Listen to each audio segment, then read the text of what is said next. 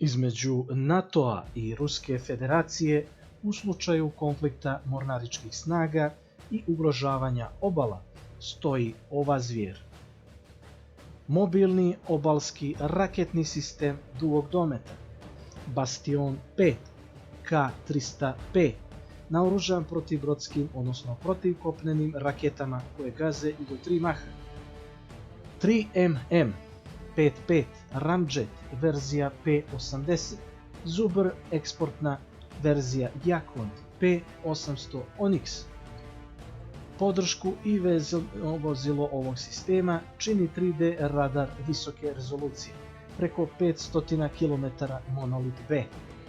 Procedura gađanja i detekcije ciljeva je manja od minute.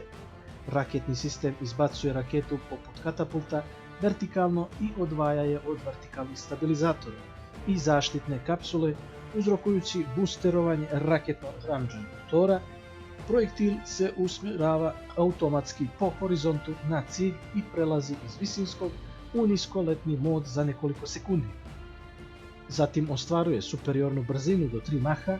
Bastion P je tako ruski najefikasniji raketni sistem.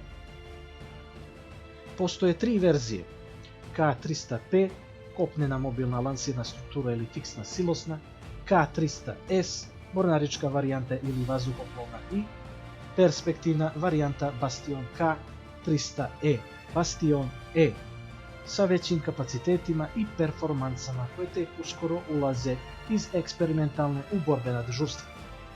Bastion trenutno brani obale Ruske federacije, rusku mornaričku bazu u Siriji i koristi se u vojsci Vjetnama koji je kupio 2 baterije eksport verzije.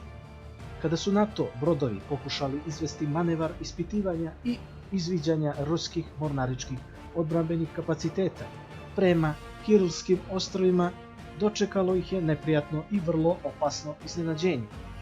Obaviješteni su na vrijeme o borbenim dežurstvima nekoliko baterija Bastion P.